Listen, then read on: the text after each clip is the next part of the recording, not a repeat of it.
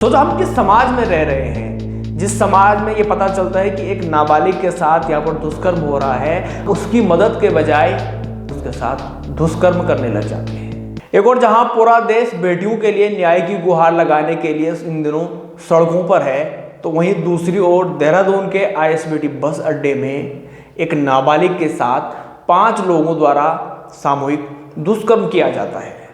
यह घटना काफी सर्वसार करने वाली है, लेकिन चौंकाने वाली बिल्कुल भी नहीं है। चौंकाने वाली इसलिए नहीं है क्योंकि दिन ब दिन इस तरह की घटनाएं लगातार सामने आती जा रही हैं। आज इस क्षेत्र में दुष्कर्म हुआ, कल उस शहर में दुष्कर्म हुआ और प्रशासन का किसी को खौफ नहीं। दरअसल ये जो मामला है ये 12 अगस्त और 13 अगस्त की रात का है। पूरा घटनाक्रम आपको हम विस्तार से बताते हैं। उससे पहले हम ये बताएंगे कि किसी ने खूब कहा है कि जो तख्तियाँ लेकर, जो मोमबत्ती लेकर आप सड़कों पर निकले हो न्याय की गुहार को लेकर, समय बदलता जाएगा, तख्तियों पर लिखे नाम बदलते जाएंगे, लेकिन तख्तियाँ नहीं बदलेंगी। और यही हो भी रहा है। हर बार हम आज इस बेटी के लिए गुहार लगा रहे हैं, कल उस बेटी के लिए गुहार लगा रहे हैं, लेकिन तख्तियाँ सेम हैं, नाम बदलते जा रहे हैं। यही देहरादून के आईएसबीटी में हुआ। दरअसल ये जो लड़की है ये पंजाब की रहने वाली है। उत्तराखंड रोडवेज के कर्मचारी को ये दिल्ली कश्मीरी गेट पर मिलती है और पंजाब जाने का पता पूछती है। उस पर जो कंडक्टर है वो कहता है कि हम आपको पंजाब छोड़ देंगे, और वो उस बहाने उसे देहरादून लाता है और ये कहकर देहरादून लाता है कि देहरादून से पोंटा साहिब होते हुए आपको पंजाब भेज दिया जाता है। लेकिन जब देहरादून पहुँचते हैं तो सभी सवारी बस से उतरते हैं और जो नाबालिग लड़की है उसको बस में ही रखा जाता है, जिसके बाद ड्राइवर और कंडक्टर बारी बारी से नाबालिग के साथ दुष्कर्म करते हैं। इसकी खबर जब आसपास के अन्य जो कर्मचारी हैं, जो ड्राइवर और कंडक्टर है, उनको पता चलता है तो एक ड्राइवर और एक कंडक्टर फिर आते हैं और वो भी बारी बारी इस नाबालिग के साथ दुष्कर्म करते हैं। सोचो हम किस समाज में रह रहे हैं, जिस समाज में ये पता चलता है कि एक नाबालिग के साथ यहाँ पर दुष्कर्म हो रहा है, उसकी मदद के बजाय उसके साथ दुष्कर्म करने लग जाते हैं।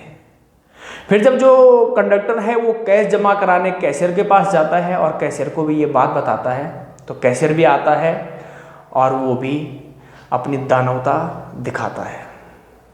5 लोगों ने नाबालिग जो 16 वर्ष की एक लड़की है जिसको पंजाब भेजने के बजाय देहरादून लाया जाता है और देहरादून बस अड्डे के अंदर उत्तराखंड की रोडवेज बस में इस घटना को अंजाम दिया जाता है। कई मामले हैं, निर्भया जैसा मामला है, अभी कोलकाता का जो मामला है वो अभी ठंडा भी नहीं हुआ है, और फिर ये घटना कहीं ना कहीं इंसान को अंदर से झकझोर कर देती है। इस घटना के बाद जब एक व्यक्ति को पता चलता है कि यहाँ कुछ गड़बड़ है, तो वो इसकी शिकायत बाल कल्याण समिति को देते हैं, CWC को। CWC जब मौके पर 13 अगस्त को आती है सुबह, तो वो बच्ची का रेस्क्यू करते हैं। उसके बाद उसकी काउंसलिंग की जाती है। बारी बारी से जब काउंसलिंग की तो फिर सारी स्थिति जो है वो साफ हो गई थी, और फिर 17 अगस्त को पटेल नगर थाने में बाल निकेतन की ओर से एक तहरीर दी जाती है, जिसके बाद पुलिस ने 5 अभियुक्तों को गिरफ्तार कर लिया है। सुनिए देहरादून SSP का क्या कहना है। और इसमें कंडक्टर है और उसमें एक क्लीनर है और इसके अलावा एक कैशियर है। एक्चुअली अब हिरासत में ले लिया, उनसे पूछताछ करके अब फॉर्मल जो गिरफ्तारी हमारा प्रोसेस है वो कर दिया। मेडिकल रिपोर्ट में क्या रहा है अब तक? जो मेडिकल देखिए अभी इसको जो मेडिकल रिपोर्ट जो रात को हमने जो पहले इन्होंने जो नॉर्मल मेडिकल कराया था, चूंकि लड़की द्वारा कहीं कोई बात ऐसी नहीं बताई गई थी, तो जो CWC में जब जाते हैं, बाल निकेतन में जाते हैं, तो नॉर्मल मेडिकल होता है। अगर कोई बात बताता है उसके साथ कोई ऐसी गलत चीज हुई है तो उसके हिसाब से मेडिकल इंटरनल एग्जामिनेशन होता है। तो नॉर्मल मेडिकल हुआ था, वो नॉर्मल था। अभी भी जो रात को मेडिकल कराया उसकी रिपोर्ट अभी नहीं आई, लेकिन ऑलमोस्ट ऐसी कोई बात नहीं बताई गई डॉक्टर द्वारा, चूंकि वो नॉर्मली बताया गया। लेकिन जब तक रिपोर्ट आ जाती है तो उसके बाद ही हम उस पर कुछ आगे बता पाएंगे। किसका?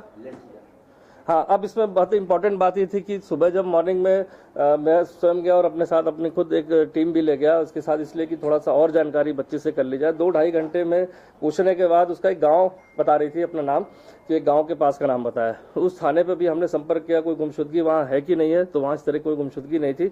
लेकिन एक जगह उसने एक मार्केट का नाम बातचीत में बता दिया, और मार्केट जिस जगह पड़ती थी, अभी मैं डिटेल आपको शेयर कर दूंगा। तो वहाँ से पता करने के बाद वहाँ के जब प्रधान से बात की गई, चूंकि गाँव के लोग ज़्यादा जानते हैं, तो प्रधान द्वारा बताया गया फोटो देखकर कि लड़की को वो जानते हैं, उसके परिवार के बारे में जानते हैं, उनके माता पिता जिंदा हैं और यहीं पर हैं।